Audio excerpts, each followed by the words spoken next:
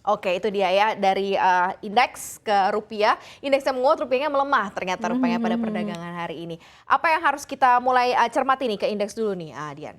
Baik, ini kalau kita melihat laju IHSG pada perdagangan hari ini memang dibuka melemah tipis ya Maria ya, namun berbalik arah ke zona hijau dan ditutup menguat. Kita juga lihat tadi bersama sampai breaking news begitu ya, menyentuh level 7.000. IHSG terapresiasi di tengah tensi geopolitik antara Amerika Serikat dan China ini yang kembali memanas setelah kedatangan Ketua DPR AS Nancy Pelosi ke Taiwan. Hari ini juga jangan lupa PT Pertamina Persero resmi menaikkan harga 3 jenis BBM non subsidi yakni Pertamax, Turbo, Dexlite dan juga Pertamina Dex. Sementara itu Pertamina masih menahan harga BBM Pertamax di 12.500 per liter, Maria. Oke, ini ada salah satu kabar yang positif, ada yang nggak enak juga begitu ya kalau dilihat dari kombinasi ini. Dan kalau kita lihat dari sisi indeks harga saham gabungan, walaupun dibuka melemah tadi Dian juga sudah mengatakan, tapi secara intraday berada di zona hijau sampai dengan level penutupan. Menarik sebenarnya apa yang kemudian menjadi para pelaku pasar ini menjadi cukup percaya diri untuk masuk ke market kita hari ini. Ya Maria, sejumlah sentimen yang menjadi perhatian para pelaku pasar hari ini diantaranya memang ada kabar tidak enak ya dari Wall Street yang finish di zona merah. Merahnya Wall Street ini menjadi beban sebetulnya, beban psikologis bagi para investor di Asia termasuk Indonesia. Mengutip riset Bank of America, kinerja ciamik Wall Street selama Juli akan menjadi bekal untuk 2 bulan berikutnya. Biasanya kalau terjadi kenaikan indeks saham 5% atau lebih dalam sebulan, ini akan disusul oleh pertumbuhan positif gitu selama 2 bulan setelahnya. Selain itu, investor juga menanti rilis kebijakan terbaru dari Bank Sentral Amerika Serikat, The Fed.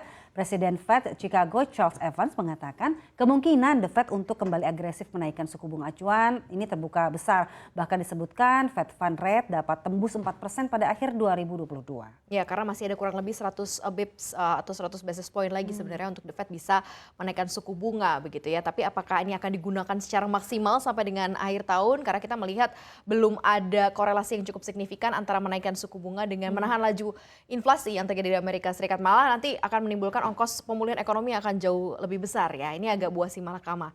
Dan apakah ini juga bisa merubah stand-nya Bank Indonesia ya akan menaikkan suku bunga dengan atau adanya tetap bertahan di 3,5%? atau akan tetap bertahan karena dari geng barat dan geng timur semua rata-rata udah naikin. Terakhir Australia juga sudah menaikkan 50 basis point. Nanti kita akan lihat seperti apa. Oke, kita menarik juga untuk memperdalam soal yang terjadi antara Amerika dan China nih. Seperti apa nih? Iya, itu dia, ternyata investor nggak cuma memantau perkembangan antara Rusia dan Ukraina, tapi juga ini Amerika dan China yang dikabarkan kian memanas begitu Maria dan pemirsa.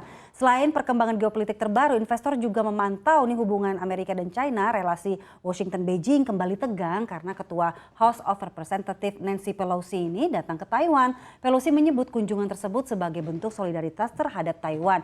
Katanya sih bentuk penghormatan dan dukungan Amerika terhadap demokrasi. Ya China jadi marah lah gitu. Selama ini kan China tidak mengakui kedaulatan Taiwan sebagai sebuah negara, tapi Taiwan menurut China adalah salah satu dari provinsi mereka. Jika Ketua House of Representatives Nancy ini mengunjungi Taiwan, ya sudah datang juga, itu sudah diperingatkan oleh China. Di sisi lain Amerika mengatakan tidak akan terintimidasi oleh ancaman China tersebut. Kondisi ini memang patut dicermati walau Wall Street memberikan harapan.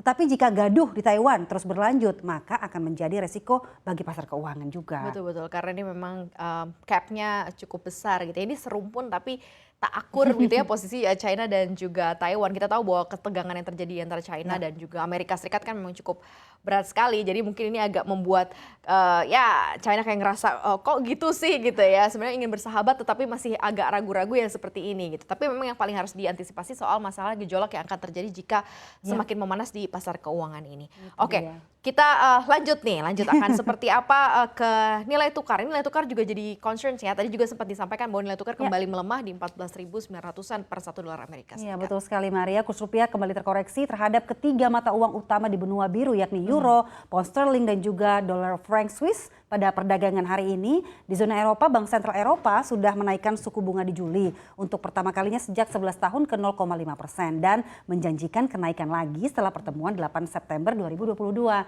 Terbaru inflasi di wilayah Eropa telah menyentuh rekor terbarunya di 8,9%. Setiap kekurangan gas selama musim dingin yang akan datang kemungkinan akan mendorong harga energi lebih tinggi. Zona euro memang lebih rentan terhadap perang di Ukraina dan ancaman pemutusan pasokan gas dari Rusia dapat menyebabkan blok tersebut ke dalam resesi. Ini membuat para pembuat kebijakan dilema dalam menyeimbangkan ini pertimbangan pertumbuhan dan juga inflasi. Ya, rupiah ya ini sebagai garda atau terakhir begitu ya dari sisi nilai tukar. Tapi menarik sebenarnya untuk melihat si rupiah karena banyak sekali para ekonom dan analis yang mengatakan memang tertekan rupiah kita begitu ya, dan memang cukup berdampak untuk kepada harga jual barang-barang yang based on impor ya, tetapi masih dalam tracking perencanaan dari APBN, jadi masih cukup aman di level 15.000. Tinggal tunggu aja nanti akan seperti apa intervensi yang akan dilakukan, apakah cukup dengan masih mengeluarkan cadef ataukah masih akan ada intervensi lain. Nanti kita lihat. Nah, karena salah satu yang paling efek yang cukup besar adalah ke energi sektor ini. Betul, gitu ya. Ngomong-ngomong soal komoditas, Maria, ini kita batu bara adalah komoditas energi yang kita kayak benci tapi cinta gitu. Dibenci karena berpolusi dan harga angkutnya yang akan makin mahal, namun dicinta karena krisis gas yang membuat batu bara ini paling diincar sebagai alternatif sumber energi oleh banyak negara. Harga batu bara juga masih terus menguji level $400 Amerika Serikat per tonnya. Konflik Rusia dan Ukraina membentuk kembali sistem perdagangan batu bara dunia. Aliansi negara-negara barat sepakat memboikot produk energi dari Rusia, sehingga Eropa mencari pemasok alternatif batu bara untuk menutup pasokan Rusia yang hilang. Posisi Rusia bagi Eropa untuk memasok batu bara ini sangat strategis. Eropa memenuhi 48% kebutuhan impor batu bara dari Rusia di tahun 2021.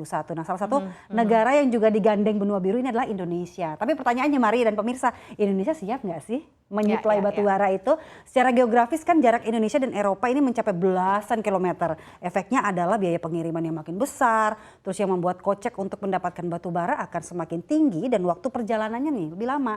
Iya, betul. Walaupun harga kontraknya sekarang sudah menguji mau ke 400 US dollar per metric ton gitu ya, tetapi karena ini drive-nya by kontrak, jadi memang kenaikan dari harga batu bara secara komoditinya nggak bisa langsung dinikmati sebenarnya oleh emiten-emiten. Tinggal nanti bagaimana sebenarnya perusahaan-perusahaan batu bara ini menyesuaikan dengan harga level jualnya ini. Nah, berdasarkan jarak sih, kalau misalnya ini sesuai dengan ketentuan, misalkan kan beberapa batu bara kita juga kalorinya nggak masuk ke dalam kategori kalori tinggi. Jadi mungkin kita akan lihat nih seperti apa, mungkin kerjasama G2G, Government to Government, atau B2B gitu ya, business to business, bagi yang membutuhkan untuk bisa ambil source-nya dari batu bara Indonesia lumayan juga. Asal peningkatan produksinya juga dipersilahkan gitu oleh pemerintah Indonesia, karena ini by drive-nya itu by kontrak gitu. Jadi kita tinggal tunggu nanti kita lihat seperti apa, kita perdalam lagi kali ya mungkin ya di diskusi kita ya setelah ini ya.